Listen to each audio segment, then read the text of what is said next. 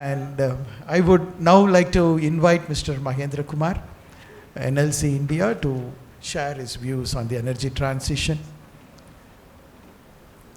Over to you. Thank you, sir. Distinguished guests and learned panel members, ladies and gentlemen, a very good afternoon to one and all present here. So I come from NLC India Limited. I'm going to share you the story how our transition took place. Because our company's name is Neyveli Lignite Corporation, incorporated during the year 1956. Our business, as all you know, we mine lignite and we produce thermal power. Not from today, 6 decades ago, 1956. We collaborated with Russia. We collaborated with Germany. We started our first power production by 1962. We had been powering the industrialization of the state of Tamil Nadu through fossil fuels. Our bread and butter comes from thermal power generation. But energy transition, because I'd like to recall the quote of Charles Darwin. It is not the strongest of all species that survives. It is not the most intelligent of that survives. It is the most adaptable of all that survives. We are there for 6 decades, making good bread and butter. Our revenues were good. And we had been a Navaratna company and 1,000 crores, 4-digit crore profit year after year. But we understood by the year 2001 that lignite, which is focused mainly in Tamil Nadu, and few of the deposits are not, and we will not be able to touch it. Deep-seated technology, underground technology is not so mature. But we'll have to still live because ours is a going concern company. At no point of time we can say that our technology is obsolete, then we are quitting the business. So, by 2001, we took a call of diversification. But that was limited. We have broken the regional barrier and not the technological barrier, nor our fundamental operational barrier. But by 2009, when the whole world, not the India or not the state, was speaking about green power, climate change, environmental disturbances, we took a call. If you don't shift to green power, we'll not survive. By 2009, we took a call. We floated tenders by 2011, our first successful tender, because by that time, you know, even now there has been a stiff resistance from much of the sector, as being told initially, the losers, that they don't want certain things to change. Because you change, their business gets down and they are facing challenges. Similarly, our mindset we have yearned, we are an expert in mining, we are an expert in hydrogeological conditions of mines, we are an expert in lignite fuel. All challenges which comes from lignite firing could be handled by us. Slagging, marcasite, we have got n number of things which we have mastered in the country. And with that mindset, thinking yourself as a very star player in that, you are taking a call that you are going to go for another source of power generation, which you think is a threat and which you think is not economical, is not going to say. N number of disadvantages could be told by 2011. The cost of modules, the rating of modules, the maturity of the technology, nor its power generation. We have around 85 to 90%. Some of our power plants are operating at 90% PLF. And 100 days continuous running at 210 megawatts. And your solar, which comes with a PLF of 17%, that's not a saleable factor. But we took a call because it is going to be an environment concern by 2009.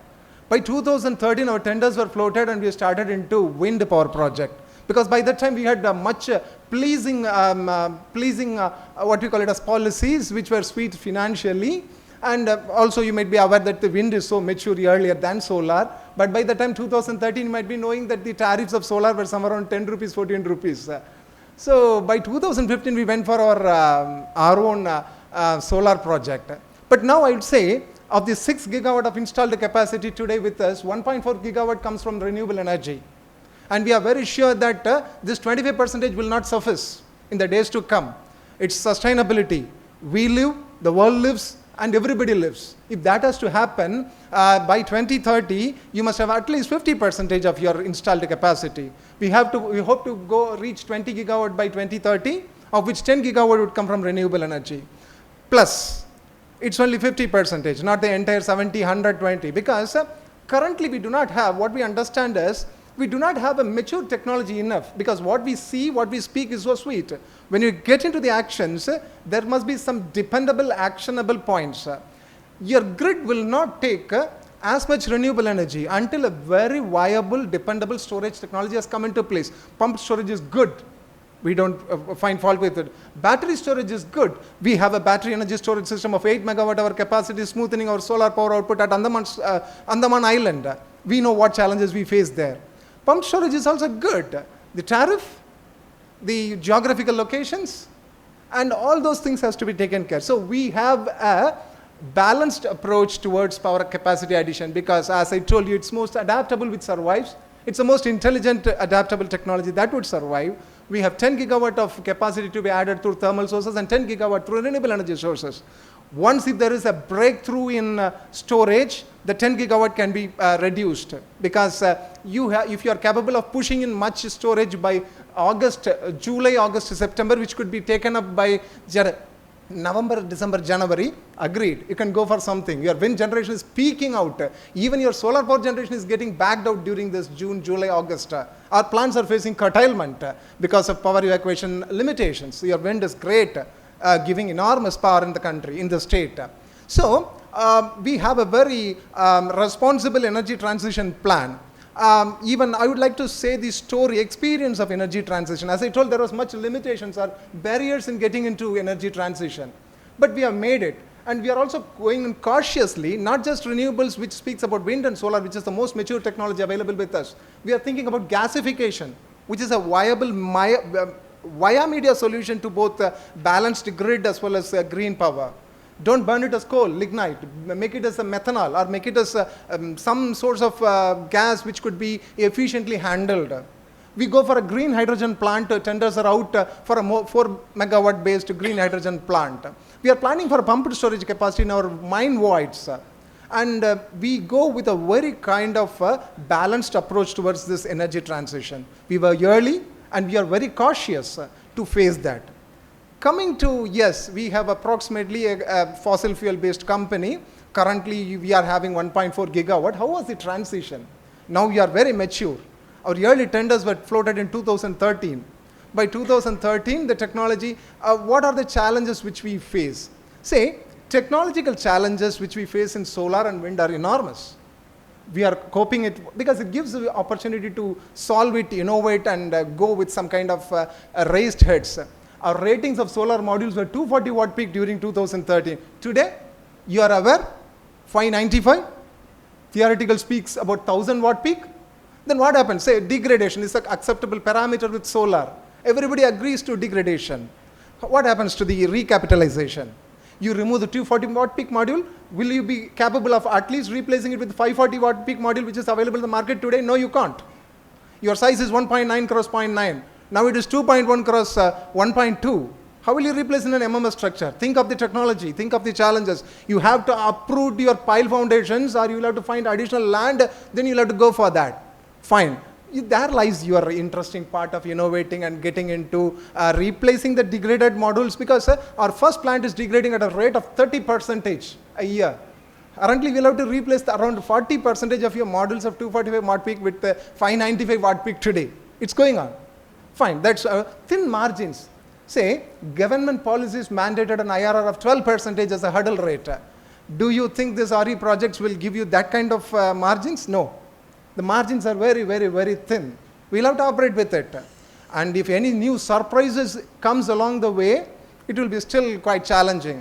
Say, it's not a very dependable or a dependable technology because normally any technology which is more than 7 years old and which is running successfully is what we get as a PSU for tendering. But none of the technology is like that. Everything is new, and I'm sure that every 6 months the solar module manufacturers reworks their line to go in for a high rating capacity. Some innovation has happened there. And coming to the wind, again the same. Our 50 megawatt wind megawatt, 1.5 megawatt from Leitner. Today the machines are not here, and the technologies, we find it large much challenges there. Fine. All these things provides engineering challenges which makes your life so quite interesting. So you break it one way or the other and keep your company moving with profits. The real challenges which we like to propagate out is the challenges we faced in land. We are a public sector company. As far as mining and thermal projects are concerned, we go through government routes. We go through government land acquisition route. But that doesn't happen with solar and wind. Your wind farm is scattered. Our wind farm is 100 square kilometers scattered. Wherever we can't go, you can't go through government route. You'll have to go through only private purchase route. Or you'll have to offload the responsibility to a third-party developer. And you'll have to make it happen.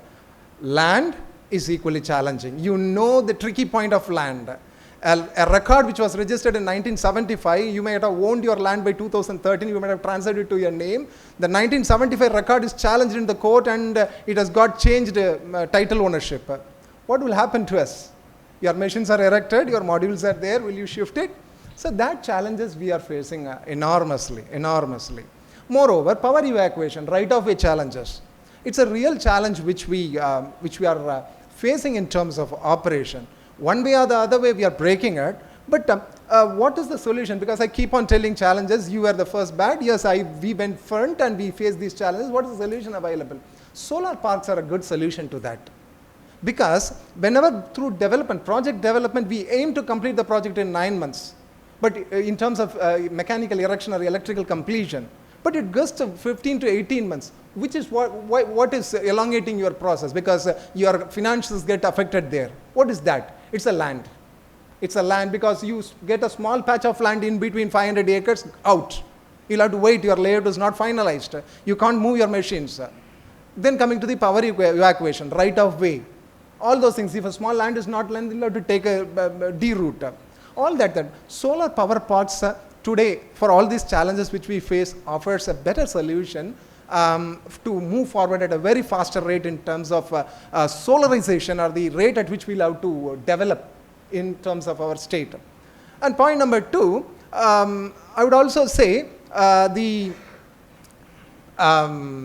technological maturity in terms of distributed grids. Say we had gone for certain places across the globe to study the grid integration challenges, where we see in Germany, the number of distributed systems is very high.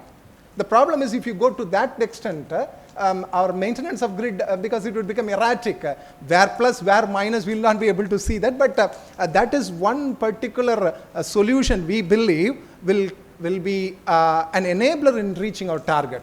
Solar parks, and few states we have seen that so we have policies. We have seen certain policies that wasteland gets nearer to substations to be converted into solar parks, and that's very successful. I could see many of the states which are successful in that. And in terms of rooftop development, distributed arrangement, that also in countries, I have not seen within the country, because our proliferation, penetration in terms of rooftop is not comparable with the global standards, but that has been very successful.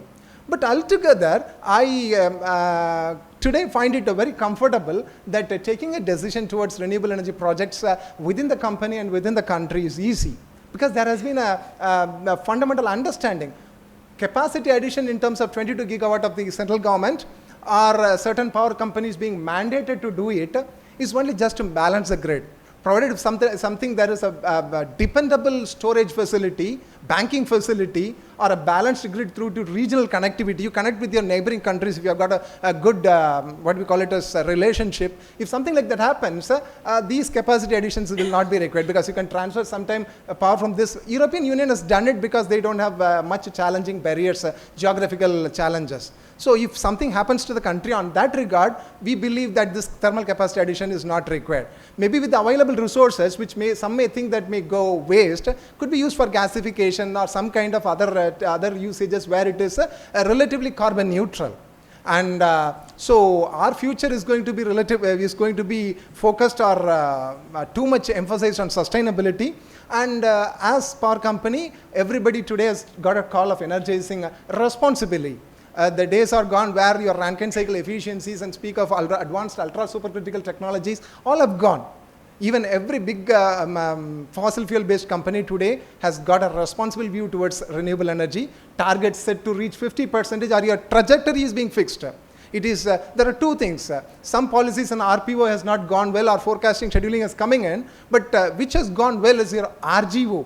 Renewable generation obligation mandated for thermal power generation, or your renewable trajectory imposed upon for generators is picking up well, and I'm sure that the targets is easy to achieve. Rather than from the buyers, it is from the sellers, we are being mandated to see that it is achieved.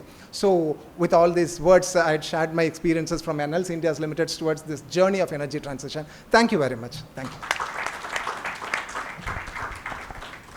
That was a wonderful talk, Mahendra Kumar. It was nice listening to you.